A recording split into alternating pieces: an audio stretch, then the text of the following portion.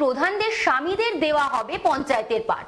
পূর্ব মেদিনীপুর জেলা পঞ্চায়েতের গ্রাম উন্নয়ন দপ্তরে একটি নির্দেশিকা জারি করা হয়েছে। সেখানে বলা হয়েছে আগামীকাল 5ই থেকে 10ই ফেব্রুয়ারি তমলুকের নিমতৌড়িতে জেলা শাসক দপ্তরে জেলার মহিলাদের গ্রাম পঞ্চায়েতের প্রধান ও তার স্বামীদের প্রশিক্ষণ দেওয়া হবে। পূর্ব মেদিনীপুর জেলা পঞ্চায়েত ও গ্রাম উন্নয়ন আধিকারিক একটি নির্দেশিকা জারি করেছেন। সেখানে বলা হয়েছে আগামীকাল 5 থেকে 10ই ফেব্রুয়ারি তমলুকের নিমতৌড়িতে জেলা শাসকের দপ্তরে জেলার মহিলা গ্রাম পঞ্চায়েত প্রধান ও তার স্বামীদের প্রশিক্ষণ দেওয়া হবে। সেই সঙ্গে থাকবেন গ্রাম পঞ্চায়েতের একজন করে কর্মী। জেলার 138টি মহিলা প্রধান সহ তার স্বামীদের দুদিনের এই প্রশিক্ষণ দেওয়া হবে। আর এই নয়া নির্দেশিকা জারি হতেই তাই নিয়ে সরব হয়েছেন বিরোধীরা। রাজ্যের বিরোধী দলনেতার জেলায় জেলা প্রশাসনের তরফে জারি করা এহেন নির্দেশিকা নিয়ে সরাসরি সমাজ মাধ্যমে প্রশ্ন তুলেছেন বিজেপি। দুর্ভাগ্য এবং লজ্জার এবং পরিতাপের বিষয় এই অর্থে, বাংলার মুখ্যমন্ত্রী যিনি একজন মহিলা, যিনি মহিলাদের বিষয় নিয়ে নানাবিধ কথা বলে বাংলার মায়েদেরকে বিভ্রান্ত করেন বিভিন্ন সময়ে, তার অরিজিনাল স্বরূপ আমরা দেখতে পেলাম গত পরশুদিন জেলা পরিষদ থেকে একটি বিশেষ নোটিফিকেশনের উপরে দাঁড়িয়ে। তাতে আমরা দেখলাম যে এই পূর্ব মেদিনীপুর জেলাতে যত মহিলা পঞ্চায়েত প্রধান রয়েছেন, সেই মহিলা প্রধানরা নাকি মুখ্যমন্ত্রীর ভাষায় তারা নাকি কাজ করতে অপারগ। তাই তাদেরকে সহযোগিতা করার জন্য তাদের স্বামীদেরকে পঞ্চায়েতের উদ্যোগে, জেলা পরিষদের উদ্যোগে, জেলা প্রশাসনের উদ্যোগে তাদেরকে বিশেষ প্রশিক্ষণে প্রশিক্ষিত করা হবে আগামী 5 থেকে 10 তারিখ, আগামী 5ই ফেব্রুয়ারি থেকে 10ই ফেব্রুয়ারি।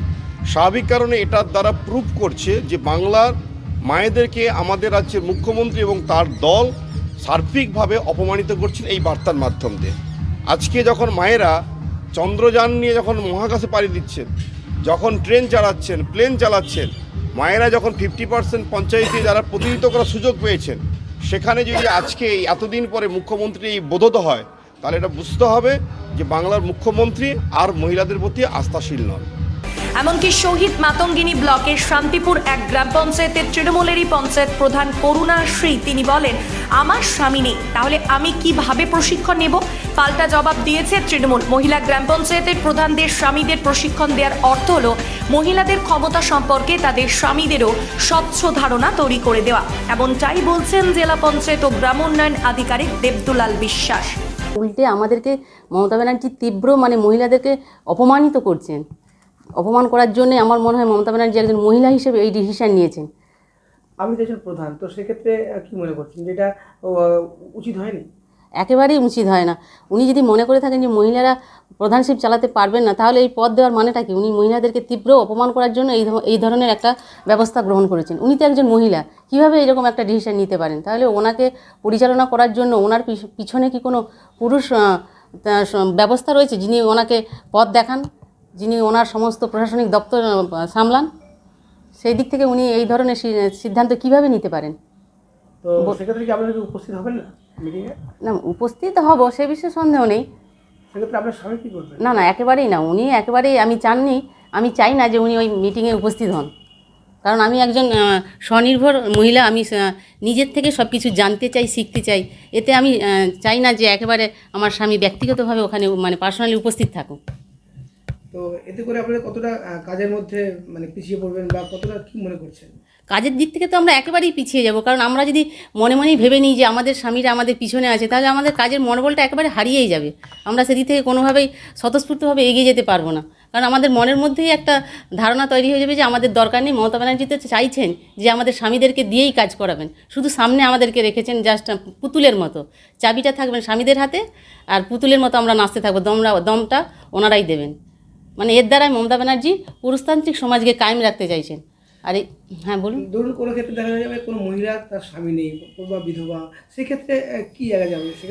সেক্ষেত্রে তো জিপি স্টাফেরা রয়েছেন, ওনাদের সাহায্য নেবেন। স্বামী নেই বলে কি উনি প্রশাসনিক দপ্তর সামলাতে পারবেন না? এই ধারণাটা সরকারকে ভুল মনে করছেন? হ্যাঁ, একেবারেই ভুল তো দূরের কথা, আমি বলবো মহিলাদের অধিকারকে তীব্রভাবে খর্ব করছেন। এই যে প্রশিক্ষণ দেওয়া হচ্ছে স্বামীদেরকে নিয়ে, এতে করে কি আপনাদের মহিলা প্রধানদের কি মনোবল ভেঙে যাবে মনে করছেন? একেবারেই মনোবল ভেঙে যাবে। তারা যদি স্বাধীনভাবে কাজ করতে পারতো, তাহলে তাদের ওই সমস্ত কাজের প্রতি ইন্টারেস্ট বাড়তো। তারা মনে মনে যদি ভেবেই না যে আমাদের পিছনে তো আমাদের স্বামীরা রয়েছে, কাজেই আমাদের দরকার কি আর এই কাজে এ বিষয়ে জানার বা আগ্রহ কোনো থাকবে না। এতে করে মানে সরকার কি মনে করছেন যে প্রধানরা কাজের ক্ষেত্রে অপারগ, সেই জন্যই তার স্বামীকে নিযুক্ত করছে? অবশ্যই সরকার মনে করছেন, তা না হলে স্বামীদেরকে নিযুক্ত করবেন কেন? আর যদি অপারগ বলে মনে করে থাকেন তাহলে এইভাবে মানে মহিলাদেরকে প্রহসনে পরিণত করা, তাদেরকে চেয়ার দিয়ে তাদেরকে অধিকার না দেওয়া। পঞ্চায়েত তো অনেক ক্ষেত্রে মহিলাদের সংরক্ষণ আরও বৃদ্ধি করেছে, সেক্ষেত্রে তো মহিলাদেরকে একদিকে প্রাধান্য দিচ্ছে, আবার পাশাপাশি তাদেরকে খর্বও করছে তাদের যে ক্ষমতা, এটা কি মনে করছে? হ্যাঁ, অবশ্যই। একদিকে মহিলাদেরকে সমান অধিকার, মহিলা পুরুষ সমান অধিকার বলে মমতা প্রচার করছেন, অথচ মমতা ব্যানার্জি যে কোনো ট্রেনিংয়ের ক্ষেত্রে মহিলাদের সঙ্গে তাদের স্বামীদেরকে যুক্ত করে দিচ্ছেন। এর দ্বারা মহিলারা এগিয়ে যাওয়া তো দূরের কথা, 10 হাত পিছিয়ে পড়বে, তাদের মনোবল টোটালি ভেঙে যাবে একেবারে। স্বামীকে যাবেন না না, একেবারে আমার স্বামী তো যাবেনই না। আর আমি মানে নিজের থেকে একদমই চাই না যে আমার স্বামী ওখানে উপস্থিত হন। তাহলে আমি শিখবো কীভাবে, আমি জানবো কী করে বিষয়টা? কারণ তখন তো আমি ভেবে নেবো যে, বুঝে যাবো যে আমার স্বামী আছে, তাই আমার কাজে কোনো ইন্টারেস্ট নেই, আমার কোনো দরকারই নেই ওখানে, আমি জাস্ট পুতুল স্বরূপ। আপনার নাম আর কোথাকার পঞ্চায়েত প্রধান? আমি দেখুন, এর আগে এইরকম প্রোগ্রাম ছিল না, মানে প্রধানরাই যেতেন, উপপ্রধান যেতেন।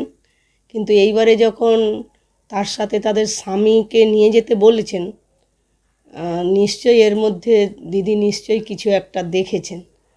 তার আমরা এটুকু দিদির উপর আমাদের প্রচুর ভরসা আছে বা বিশ্বাস আছে যে উনি যে প্রকল্পগুলোও, যেমন ওনার মস্তিষ্ক প্রসূত প্রকল্পগুলো যেভাবে উনি নিয়ে আসছেন, সাড়া দিচ্ছেন যেভাবে, আমার মনে হচ্ছে এটাও ঠিক সেইভাবেই উনি মানে করেছেন, যে না নিশ্চয়ই তাহলে আমাদের ভালো হওয়ার জন্যই করেছেন, প্রধানদের ভালো হওয়ার জন্যই করেছেন।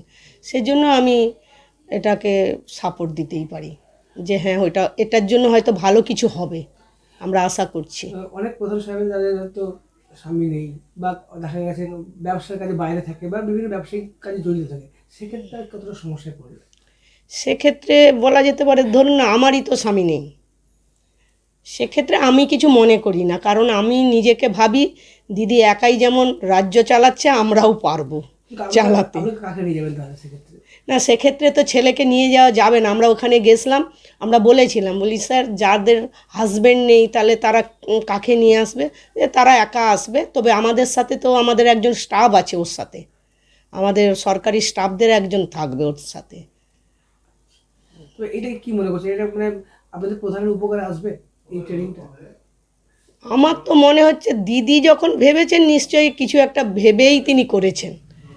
আমার ওটাই আশ্বাস যে দিদির উপর পুরো আমাদের ভরসা আছে, যে উনি যখন ওনার মস্তিষ্ক থেকে এইটা ভেবেছেন যে হাজব্যান্ডদের নিয়ে এলে নিশ্চয়ই কিছু কাজে লাগবে, হয়তো কাজে লাগতে পারে, কাজে লাগতেই পারে, আমি এটা মনেই করি একদম, কারণ দৃঢ় বিশ্বাস আছে আমাদের দিদির উপর।